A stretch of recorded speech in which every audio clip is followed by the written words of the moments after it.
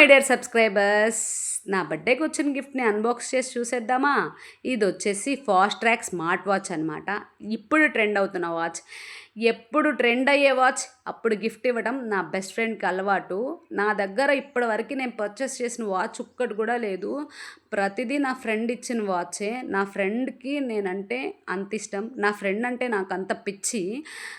Friend అంటే చాలామంది ఉంటారు. బెస్ట్ ఫ్రెండ్ అంటే ఒక్కళ్ళే ఉంటారు. నా బెస్ట్ ఫ్రెండ్ నేమ్ వచ్చేసి అనుష. అనుష అంటే నాకు ఒక ఎమోషన్ అనమాట. దేవుడిచ్చిన ఒక వరం అని చెప్తాను.